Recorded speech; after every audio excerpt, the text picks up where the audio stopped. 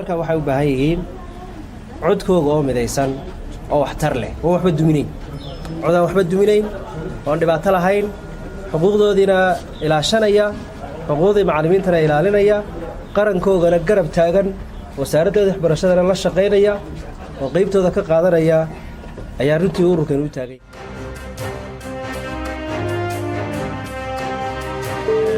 waxaan joognaa xafiiskii guddida arrimaha bulshada ee golaha wakiilada. guddidu maanta waxa ay la kulantay ururka macallimiinta Somaliland dabeetana markaasi aan xog uga weydiino arrimaha macallimiinta iyo duruufahooda iyo xaaladaha kala duwan iyo duruufaha ay ku nool yihiin macallimiintu. marka wixii xogay wixii su'aalaan is weydiinay waxaad ka daawan doontaan insha Allah media. marka hadda waxaan isugu nimi halkan inaanu macallimiinta kala shaqeyno sidii ay u heli lahaayeen xeer iyo sharci xuquuqdooda ilaalinaya oo waxa weeye muxuu ahaa ururka macallimiinta inay xeer yeeshaan xeerkaasina uu golaha yimaado.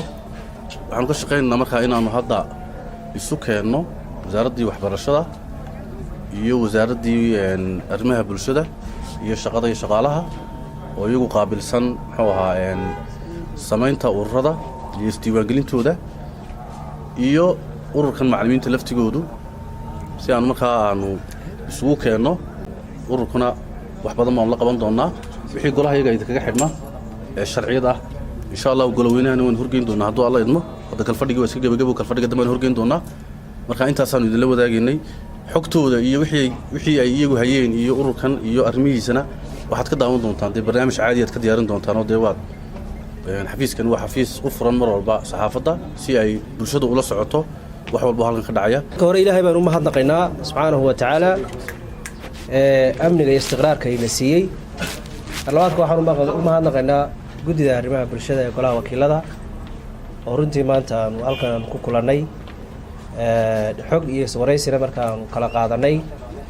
waxaa kaloo u mahadnaqayaa iyagana saxaafadda jamhuuriyadda Somaliland oo runtii heeganka u ah in macluumaadyada iyo waxyaabaha la isweydaarsanayay positifeka ee wixii tabashooyinaba inay gudbiyaan.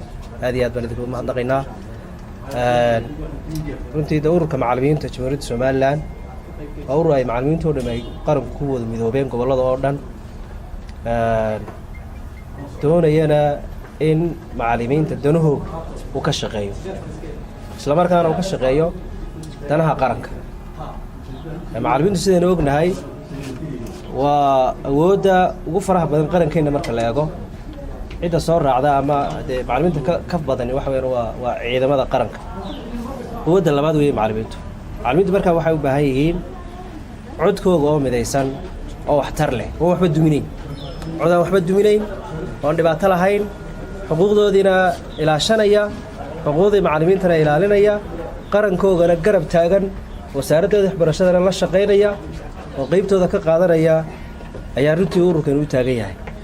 marka waxaan kusoo gabagabeynayaa saxaafaddana aad iyo aad baan idinku mahadnaqayaa. guddida arrimaha bulshada ee waxa weeyaan hawsha martaan ka wada sheekaysanayna arrimaha ururka ee noo yeedhayna